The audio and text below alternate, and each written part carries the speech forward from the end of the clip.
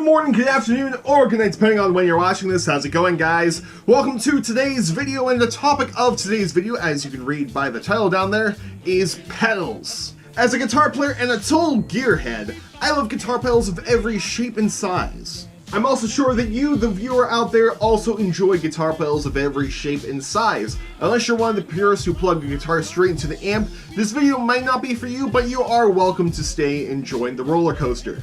I don't know about you, but I remember when I got my first couple of guitar pedals. I was super excited. I laid them out on my floor, plugged them into my PV Viper 15 watt, and I played non-stop. Eventually, it got to the point where I was tired of kicking pedals on the floor, so I wanted a pedal board. Now, if you know anything about pedal boards, they come in all shapes and sizes. For example, you can get small ones like this, or you can upgrade to bigger ones such as this one. Heck, you can even go really unconventional and get something like this, or you can even opt to make your own like me and my dad did with this one. But when you first start making a pedal board, or even laying them on the floor for that matter, the first thing you do is you go to Google, you go to YouTube, you look up your favorite guitarist pedal board, see what order they have their pedals in, look at the settings on them, as well as look at videos on does this sound good before this, does the wah sound good before or after distortion, where you should put your tuner, and many other videos like that. Eventually down the line, you find the perfect order for your guitar pedals, you put in the right settings, and it's just perfect. This isn't that kind of video. As you can read by the title of this video, I'm not building my pedal board today. No, instead, I'm going to the Everything Guitar Facebook group and letting them build my pedal board for me. If you don't know the Everything Guitar Facebook group, it's a Facebook group with a whole bunch of guitar players, lovely people. There are people there showing off their soloing, there are people there asking gear questions, gear discussions, talking about their favorite guitarists, memes, so on and so forth. A month ago, I posted this on the Everything Guitar Facebook group. Hello everyone, I want to do an experiment and I would like all of your help. Below is a picture of all the pedals I currently own. Instead of me building my pedal board, I would like all of you to build it. Tell me what pedal and where it should go. No restrictions, get crazy. Put the wall last in the effects loop, no problem. Also, if you want to give me pedal settings, go for it, please, and thank you all. And obviously, we got some responses, and here they are. For today's setup, we are using the Chapman Guitars MO1 Norseman. We are using the X5 wireless unit to go into the very first pedal of our setup. And the very last pedal will be connected via cable going into the Quilter 101 mini head. Of course, with the Quilter, we have an effects loop, so that is always there. From the Quilter, we are going into the Bugera cab. This is how we sound like clean. Big ol' D chord!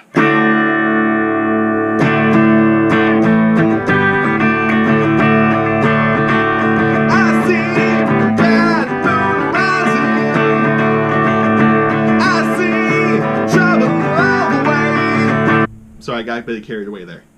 Our very first comment comes from Malcolm, who says, guitar, tuner, amp. Very thrilling. Thank you, Malcolm. Next, we get a comment from someone named Doogie, and the first thing he says is to throw the treble booster to the trash. And then he goes into what he uses, to which I emulated on my setup. First thing he says is a wah with a buffer. I don't have a buffer, so we're going to use the 535Q. Then he goes into the pedal board setup, to which it is this: tuner, fuzz, tube screamer, distortion, EQ, and in the effects loop, a chorus and delay, specifically tape delay.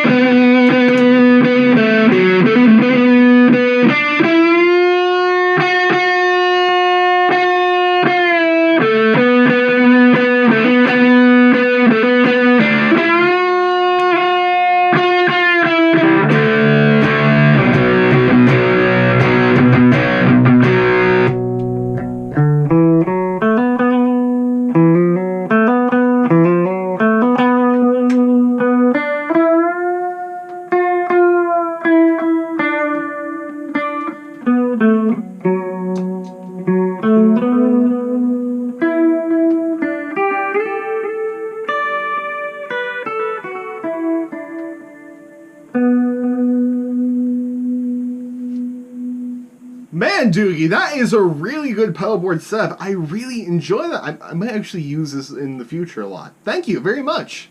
Our next pedalboard setup is brought to you by Olaf, who suggests whammy pedal, tube screamer, crybaby into a chorus, into a high gain amp for an instant 80s metal tone. Now, because of the high gain amp requirement he suggests, we have moved from the Quilter and we have moved to the orange micro dark. Here's how this setup sounds.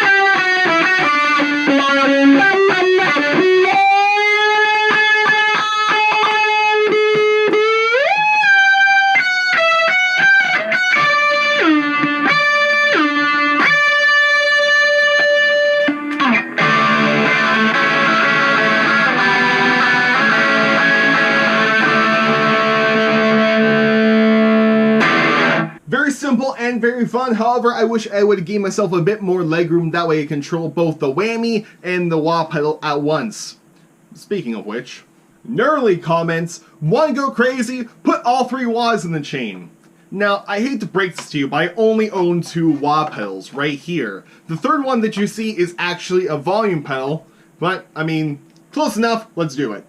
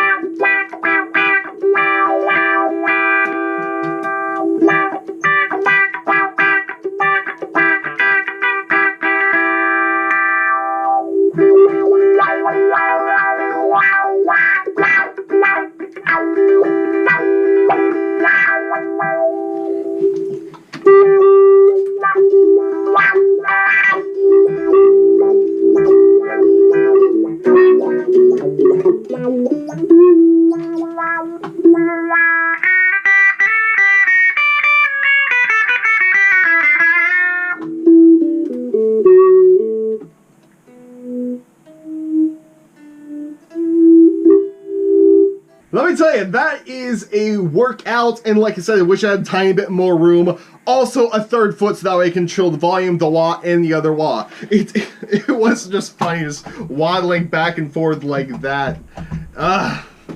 Thank you for the suggestion. Let's move on to the next one. Danny suggests doing away with all the pedals in general and going to an amp with built-in effects.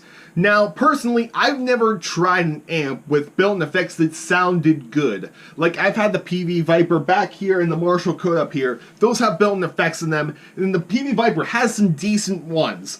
Decent, that's it. I personally like adjusting the settings in any way I can. With the PV Viper and also the Marshall Code, you have very limited effects. So, I appreciate your suggestion, but I am a pedal board guy. Unless you're talking about going to like a Kemper or a Line 6 Helix or a Fractal. In that case, slightly interested.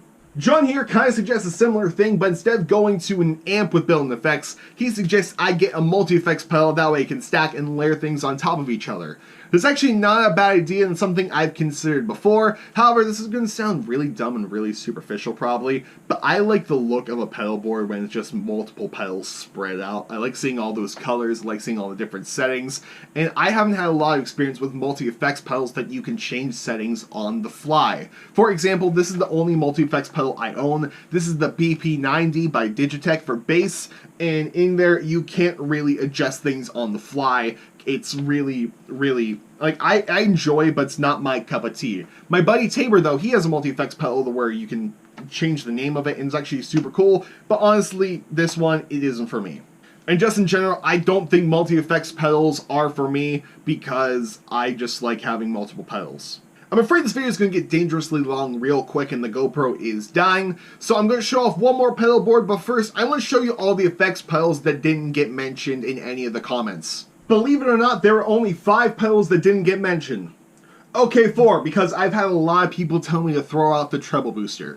But some stuff that didn't get mentioned: the Boss Looper, the MXR Talkbox, the Dan Electro Tremolo, and the Donner DI pedal, which means that this last person suggested the rest. There's also one pedal that was featured in the comments, but since I'm showing one more pedal board, and this actually isn't on this pedal board, it didn't make the cut, and that pedal was one of my favorites, the MXR Custom Badass 78 Distortion. The final pedal board comes from someone named George, who went really in depth with this and recommended me a lot. I'm not even going to hold this up because, 1, it's probably really heavy.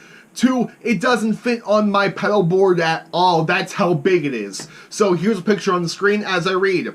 Tuner, Dynacomp, Wah, Spark Boost, Tube Screamer, MXR, OD, EQ, volume into the amp, through the effects loop, Whammy, Mel 9, Quintessence Harmonizer, Julia, CE5, Flashback, through the effects loop, and then he mentions that I'm using a high gain amp to take out either the Tube Screamer or the MXR Overdrive, to which I'm not. I'm back in the Quilter, and oh my god, it's huge. Like, this is very overwhelming. So overwhelming that I think there is something problem in the signal chain, because I can't get the guitar to ring out whatsoever. I've checked every plug. So hopefully I can get it to work, and here it is when it does. Well, anyway guys, I got it to work. We had one bad cable, and now we're going into the amp all nice and clean. And my GoPro is dying, so this is probably going to be the last clip of the video, me jamming on this pedal board setup. But I really hope you enjoyed this little experiment of letting other people build my pedal board. I certainly did. It was very interesting seeing what people came up with and what their pedal boards are too. And I might do this again in the future on a different community on Facebook, or maybe on Reddit, Twitter, who knows. But anyway, do what every other YouTuber tells you to do. Leave a like, subscribe, blah blah blah. I'm going to jam. Goodbye and good night.